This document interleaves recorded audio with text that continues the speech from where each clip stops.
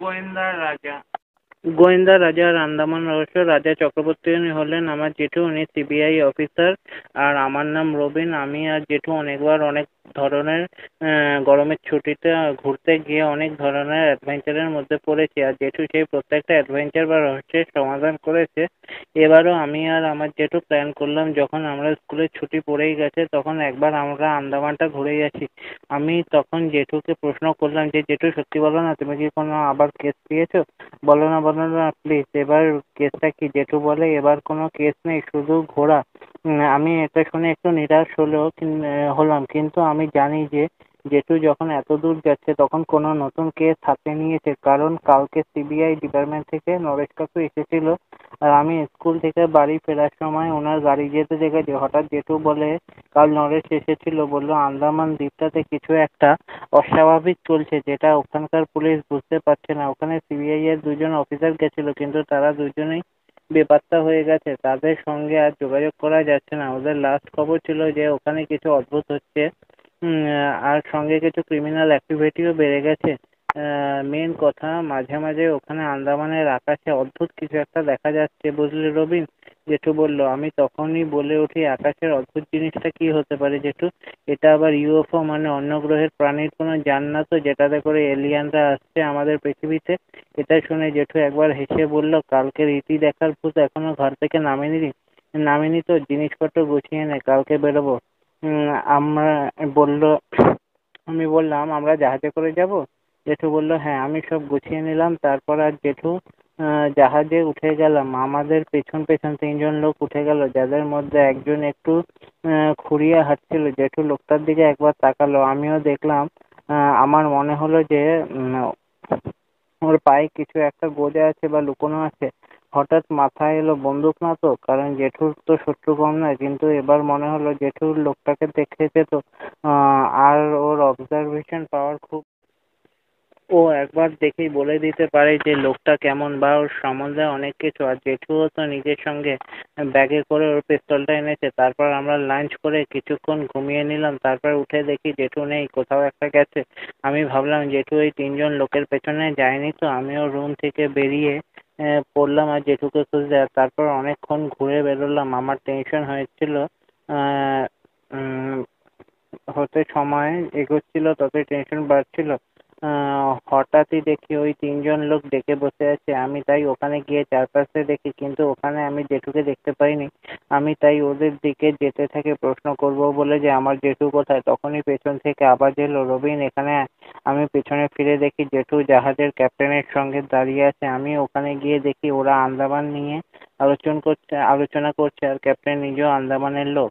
আর captain জেঠুকে বলেছে, আন্দামানের আকাশে 2-3 মাস থেকে একটা আলো দেখা যাচ্ছে অনেক রাতের দিকে। আলোটা একদিক থেকে আরেক দিকে যেতে দেখা যায়, কিন্তু ওটা কোনো প্লেন বা শুধু একটা প্লেন না, শুধু একটা আলো। কেউ কেউ ওটাকে আবার ভূতের কার্যকলাপ বলছে, কেউ আবার অন্য গ্রহের প্রাণী, যাতে ইউএফও যান বা ইউএফও বলছে। যে যার মতন বলছে। ওখানকার পুলিশরাও কিছু কিনারা করতে পারেনি। আর শুনেছি কলকাতা থেকে আসা দুজন গোয়েন্দাও এই আলোর রহস্য ভেদ করতে এসেছিল, তারাও ভ্যানিশ হয়ে গেছে। আর যারা পুলিশ বা খোঁজ কর্তারা ওদের খুঁজতে যায়, তারাও সবাই ফিরে আসেনি। ওদের মধ্যে দুজনকে পাওয়া গেছে, পরে খুঁজে পাওয়া যায়, কিন্তু তাদের কারোর কোনো স্মৃতিশক্তি ছিল না। তাদের শুধু এটুকু মনে ছিল যে ওখানে অনেক আলো ছিল। তাদের থেকে কিছুই জানা যায়নি। তারপর যেদিন আমরা বন্দরে পৌঁছলাম, তখন ক্যাপ্টেন জেঠুকে বলে যে, আপনি ওখানে কেন এসেছেন? জেঠু বলল, স্যার ঘুরতে এসেছি। তারপর আমি আর জেঠু দেখি আহ উম ঘুরতে। তারপর আমি আর জেঠু দেখি ওখানকার পুলিশ অধিকারী একটা জিপ থেকে নেমে এসে জেঠুকে বলে, ওয়েলকাম মিস্টার রাজা Chakraborty, welcome to the Andaman. তারপর দেখি ওই তিনজন জাহাজ থেকে নেমে আমাদের দিকে এসে প্রথমে ওই পুলিশ অধিকারী, তারপর জেঠুর দিকে তাকিয়ে তাদের স্যালুট জানিয়ে চলে যায়। তারপর পুলিশ অধিকারী বললেন, স্যার ওরা আপনার প্রোটেকশনের জন্য ছিল, ওরা আন্ডার কভার। তারপর জেঠু ওদের বলে, পরের বার থেকে ওদের পাঠানোর আগে বুট গুলো চেঞ্জ করে পাঠাবেন, ব্রাউনের বদলে ব্ল্যাক দিয়ে পাঠাবেন। পুলিশটি লজ্জায় জিভ কেটে ফেলে। কথাটা শুনে আর বলে, সরি স্যার, কথাটা মাথায় রাখবো স্যার। তারপর জেঠু বললে, ওদেরকে আমার প্রোটেকশনের জন্য কি আমি চেয়েছি? ওখানে পুলিশটি বলে, স্যার দিল্লি থেকে অর্ডার ছিল যে আমার কিছু করার নেই স্যার। আর নরেশ স্যারও স্পেশাল ভাবে বলেছিলেন নজর রাখতে আপনার প্রোটেকশনের জন্য, কারণ আগেই আরো দুজন সিবিআই অফিসার নিখোঁজ হয়ে গেছে স্যার। আপনার ওপর আমার দায়িত্ব ছিল। আছে আপনার কিছু মনে হলে আমার চাকরি, আপনার কিছু যদি হয়ে যায় আমার চাকরি চলে যাবে। তারপর জেঠু বলে, ঠিক আছে আমার থাকার জায়গায় নিয়ে চলুন। চলুন। তারপর আমরা গাড়িতে উঠে রওনা দিলাম। জেঠু আমাকে প্রশ্ন করলো, তুই কি ওদের তিনজনকে গুন্ডা ভেবেছিলি? আমি লজ্জায় জিভ কেটে বললাম, হ্যাঁ। জেঠু বললো, আর লজ্জা পেতে হবে না, বাইরের প্রাকৃতিক শোভা দেখ। আর তারপর আমরা হোটেলে পৌঁছে যাই আর জেঠু চেক ইন করে। তারপর আমি জেঠুকে বলি, না আমি ওই পুলিশ কাকুর সঙ্গে একটু ঘুরে আসি না। জেঠু পুলিশটাকে বলল, আপনার কি কোনো অসুবিধা হবে? পুলিশটি বলে, একেবারেই না স্যার। তারপর আমি বেরিয়ে গেলাম। ঘুরতে ঘুরতে গিয়ে দেখি চারপাশে ওই আকাশের আলোর গল্প চলছে। কিছু লোক এটাকে ভৌতিক কাণ্ড বলছে, কিছু আবার ফানুস, কিন্তু কিছু আবার বলছে ইউএফও, কিছু আবার বলছে ধূমকেতু। আবার কোথা থেকে যেন কে বলে ওঠে স্যাটেলাইট, আর আরেকজন বলল উল্কা। যে যার মতন করে গল্প বানিয়ে যাচ্ছে। তারপর আবার হোটেলে ফিরে গিয়ে দেখি ওখানেই একই গল্প চলছে। জেঠু ওই পুলিশ অধিকার মাস্টার সুনীলকে বলে বিকেলে থানায় যাব। উনি বলে ওকে স্যার। তারপরে উনি জিপ নিয়ে চলে যায়। তারপর আমরা রুমে যাই এবং লাঞ্চ করার পর জেঠু বলে, আজ তুই যখন ঘুরতে গেছিলি তখন আমি হসপিটালে যাই একবার। আমি বললাম, কেন জেঠু, তোমার কি কিছু হয়েছে? জেঠু বলে, না রে বোকা, ওই সার্চ পার্টি থেকে যে দুজন পাওয়া গেছিল তাদের দেখতেই গেছিলাম হোটেলের মালিকের থেকে ঠিকানা নিয়ে। দেখি ওরা কেমন যেন পাথরের মতন বা রোবটের মতন। ওরা যেন কিছুই জানে না, মাথায় যেন কোনো বুদ্ধি নেই বা স্মৃতি নেই, কিছুই নেই। দেখলাম ওদের গায়ে অনেক ইঞ্জেকশন দেওয়া, আর অনেক ছোট ইঞ্জেকশন দেওয়ার ছিদ্র ছোট ছোট। ওদের গায়ে অনেক অপারেশনের দাগও দেখা গেল। ওদের রিপোর্ট ডাক্তারের থেকে চেয়ে দেখি ওদের দুজনের বডিতে কিডনি নেই আর রক্ত খুব কম। আর ওদের রক্ত এমন ধরনের বস্তু বা ড্রাগস বা কিছু একটা পাওয়া গেছে, কোনো ডক্টরই বুঝতে পারছে না। হয়তো রবিন এই ডাক্তার জন্যই ওদের কিছু মনে পড়ছে না, আর কোনো গ্যাং হয়তো ওদের রক্ত আর কিডনি নিয়ে নিয়েছে বা কালোবাজারে বিক্রির জন্য। আর যদি এটা না হয় তো অন্য কিছু যদি হয় তাহলে সেটাও কি? এই কেসটার সমাধান করতেই হবে। তারপরে বিকেলে জিপ এলো, আমি আর জেঠু থানায় চলে গেলাম। আর জেঠু ওই কেসটার ফাইল নিয়ে দেখতে থাকলো আর নানা প্রশ্ন করলো। ওখানকার গ্যাংয়ের ওখানে কি মানুষের বডি পার্ট স্মাগলিং করার মতন এরকম কোনো গ্যাং আছে? পুলিশটা বলে, না। তারপর আমি আর জেঠু হোটেলে ফেরার জন্য থানা থেকে বেরোলাম। আমরা এখন আর পুলিশের জিপে নিলাম না, হেঁটেই ফিরছিলাম, কারণ আমাদের দুজনেরই চারপাশের পরিস্থিতি দেখাচ্ছিল মানুষজন। আর যেহেতু মানুষজনকে অবজারভেশন করার জন্য হেঁটে আসলো, আর আমি সাইট সিন করার জন্য, ঘোরার জন্য।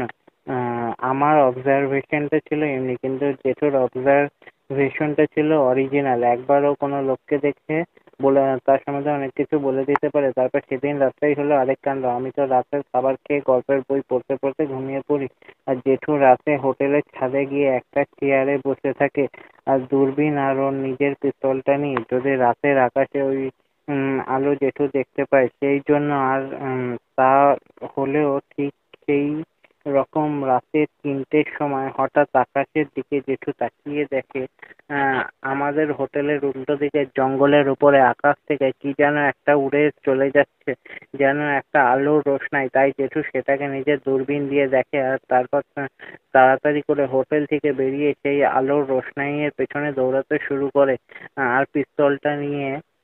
আর অনেক দূর দৌড়ানোর পর হঠাৎ আলোটা আরেকটা জঙ্গলের ওপরে এসে থেমে গেল। জেঠুও তাই দেখে ওই জঙ্গলের ভেতরে ঢুকতে শুরু করে। তারপর হঠাৎই জেঠুর পায়ে কিসের যেন একটা কাটা ফুটেছিল, আঁচড় লাগলো। আর একটু পরে জেঠু ওই চলতে পারছিল না। তার পা অবশ হয়ে যাচ্ছিল আর মাথাও কাজ বন্ধ করে দিচ্ছিল। আর একটু পরে কি যেন একটা হোঁচট খেয়ে তার হাত থেকে বন্দুকটাও নিচে পড়ে যায়। ওর গাড়ির পাশে নদীর দিকে পড়ে যেতে থাকে গড়িয়ে গড়িয়ে। তখন দেখতে পায় ওই আলোর পিণ্ডটা ওখানেই নামলো আর ওখান থেকে কারা যেন বেরিয়ে আসছে আর তখনই জেঠুর পাটা আবার কিসে যেন একটা ধাক্কা খেলো এবং তার পা থেকে যেন একটা কি একটা বেরিয়ে গেল। জেঠু নদীর জলে পড়ে গেল আর তারপর কিছু একটা ও নদী পার আরেক পারে উঠে অজ্ঞান হয়ে যায়। আর পরের দিন সকালে আমি ঘুম থেকে উঠে দেখি জেঠু ছাদে নেই। তারপর হোটেলের সব জায়গায় খুঁজি কিন্তু ও তাও না পেয়ে তাড়াতাড়ি পুলিশ অধিকারীকে ফোন করে সব বলি। তারাও জেঠুকে খুঁজতে শুরু করে। জেঠুকে পাওয়া যায় পুলিশরাও ওকে নিয়ে হসপিটালে ভর্তি করে দেয়। তখনও অজ্ঞান ছিল। তারপর আমিও ওখানে যাই। তখন ওর হুঁশ এসে গেছে। সব বলল ও। ডাক্তারকে বলল যে আমার গায়ে কি কোনো ড্রাগস ইনজেক্ট করা হয়েছিল? ডাক্তার বলে হ্যাঁ, ওই দুইজনের গায়ে যে পদার্থ ছিল এটা সেই একই পদার্থ কিন্তু খুবই অল্প পরিমাণে। জেঠু বলে হ্যাঁ বুঝেছি। আমি যখন হোঁচট খেয়ে গড়িয়ে পড়ে যাচ্ছিলাম তখনই বাড়িতে মনে হয় ওদের সিরিঞ্জটা বেরিয়ে গেছিল। তারপর জেঠু তাড়াতাড়ি বেড থেকে উঠে পুলিশদের বলে চলুন তো ওখানে। আমাকে বলে হোটেলের জেঠুর পরীক্ষা নিরীক্ষা করার ব্যাগটা নিয়ে ওখানে পৌঁছে যায়। ডাক্তার বলল আপনি এই অবস্থায় যেতে পারবেন না, আসেন দেবো না আপনাকে। জেঠু বলে কিছু হলে তো সেটা আমার হবে, আপনার কি দরকার হলো? আমি বন্ড সই দিয়ে হলেও যাব। ডাক্তার বলে আমার কিন্তু তাহলে আর কোনো দায়িত্ব থাকলো না। জেঠু বলে ঠিক আছে। তারপর জিপে করে বেরিয়ে গেল আর আমিও হোটেলে গিয়ে জেঠুর ব্যাগ নিয়ে ওখানে পৌঁছে গেলাম। জেঠু বলে ব্যাগটা দে আর আমিও ওর হাতে ওর পিস্তলটা দেখলাম।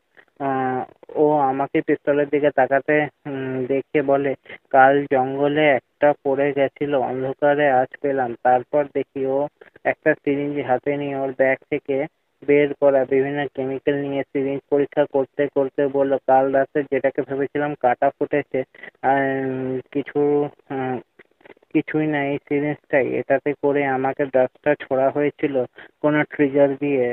তার ফলেই আমার পা অবশ হয়ে গিয়েছিল আর মাথা কাজ করা বন্ধ করে দিচ্ছিল।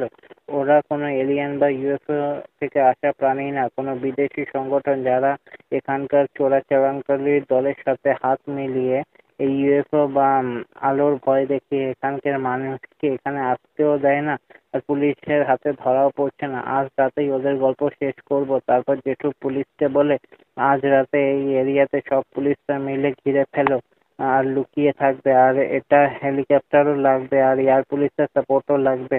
পুলিশ অধিকারীটি বলে সব ব্যবস্থা হয়ে যাবে। তারপর ধীরে ধীরে রাত বাড়তে থাকে। রাত 12টা নাগাদ কিছু লোক এসে জমা হয় একটি গাড়ি এনে আর গাড়ির ওপর ত্রিকোণ ভাবে 3টে লাইট জ্বালিয়ে দিল।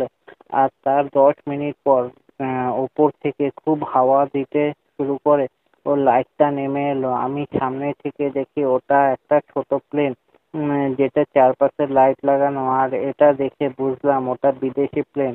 আর প্লেন থেকে একজন নামলো আর একটা অ্যাটাচি কেস খুলে টাকা দেখিয়ে দিল।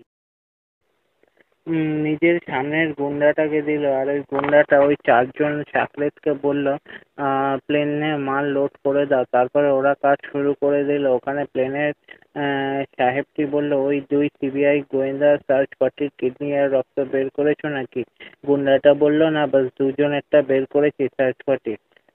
তখনই জেঠু পুলিশদের সিগন্যাল দেয় আর পিস্তল হাতে নিয়ে ওদের সামনে গিয়ে দাঁড়িয়ে বলে হ্যান্ডস আপ, নাহলে গুলি চালাবো। তাই ওরা নিজেদের বন্দুক বের করতে গেলে তখনই সব পুলিশ বন্দুক নিয়ে বেরিয়ে পড়লো আর তাদের সবাইকে ঘিরে নিল।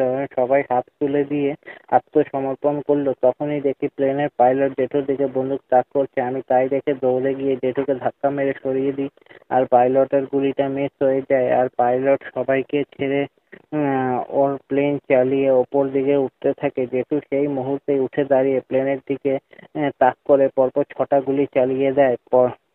তারপর দেখা গেল প্লেনটা থেকে ধোঁয়া বেরোচ্ছে। প্লেনটা ঘুরতে ঘুরতে নদীর ওপর গিয়ে পড়লো। তারপর পুলিশদের কিছুটা পরিমাণে দৌড়ালো ওই পাইলটকে ধরতে। জেঠু ওই গুন্ডাগুলোকে বলে সিবিআই অফিসার 2জন কোথায় আর সার্চ পার্টির লোকগুলো কোথায়? গুন্ডারা বলে ওরা জ্যান্ত আছে, আমাদের ডেরায় আছে, শুধু অজ্ঞান হয়ে আছে। আর এবার জেঠু বলে ওই ড্রাগসের অ্যান্টিডোটটা কোথায়?